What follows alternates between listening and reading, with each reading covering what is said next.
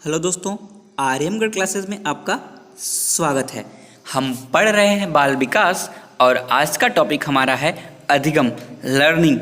अधिगम या सीखना क्या है? अधिगम एक ऐसी प्रक्रिया है जिसे न केवल शिक्षा मनोविज्ञान में बल्कि मनोविज्ञान की समस्त शाखाओं में सर्वाधिक महत्वपूर्ण स्थान प्राप्त है। जैसे हम उदाहरण के तौर पे अधिगम को समझते हैं।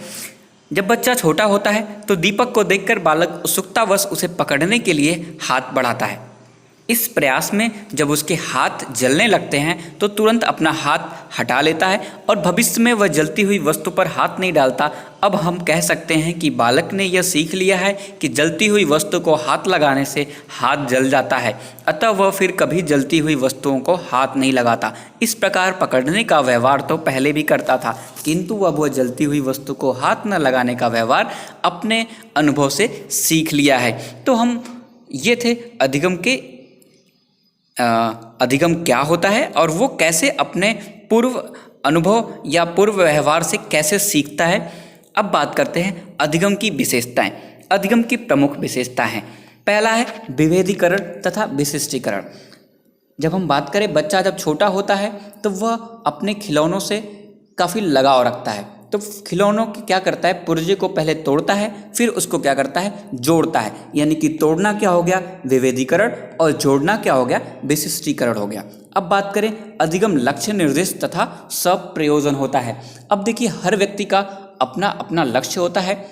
लक्ष्य अल्पकालीन और दीर्घकालीन लक्ष्य होता है। उसी तरह बच्चे का भी एक लक्ष्य होता है। अगर अध्यापक उसे सब प्रयोजन द्वारा बता दे कि आपका लक्ष्य ये है, आपको इससे ये फायदे मिलने वाले हैं, तो क्या हो जाएगा, बच्चा उसको पाने के लिए अधिगम यानी जल्दी चीज़ें सीखेगा और उसे करने का प्रयास करेगा। तो अधिगम कैसा हो गया, लक्ष्य निर्दिष्ट तथा स्वप्रयोजन होता है। अब बात करें, अधिगम एक निरंतर चलने वाली प्रक्रिया है। अब मान लेते हैं कि आपके क्लास में 50 बच्चे हैं और 50 बच्चों को आपको 5 तक पहाड़े याद कराने हैं। तो आप पहाड़े को कैसे याद कराएंगे? तो आप क्या करेंगे, पहले पहाड़ों को खुद पढ़ेंगे, फिर क्या कहेंगे, बच्चों को दोहराने के लिए कहेंगे। आप जितनी बार पहाड़े पढ़ेंगे बच्चे उतनी बार दोहराएंगे, यानी कि ये प्रयास निरंतर चलता रहेगा। तो इससे क्या होगा, बच्चे आसानी से सीखते रहेंगे। तो अधिगम कैसा हो गया, निरंतर चलने वाली प्रक्रिया है। अब बात करें, अधिगम व्यक्तिगत होता है।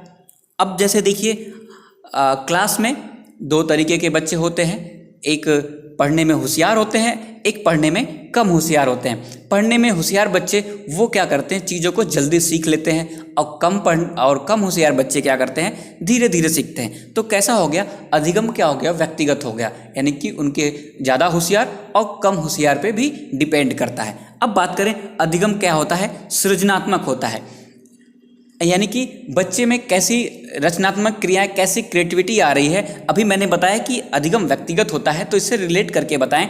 तो जैसे देखिए, अगर बच्चे प्रतिभाशील हैं, यानी कि बच्चे पढ़ने में होशियार हैं, तो वो ज़्यादा सृजनात्मक होंगे, और कम होशियार हैं तो वो थोड़ा कम सृजनात्मक होंगे। तो अगर उनको हम उनके क्यूरियोसिटी या उनके क्रिएटिविटी के आधार पर उनको अधिगम कराया जाए तो वो काफ़ी चीज़ों को जल्दी से सीख लेते हैं। तो यानी कह सकते हैं कि अधिगम कैसा होता है, सृजनात्मक होता है।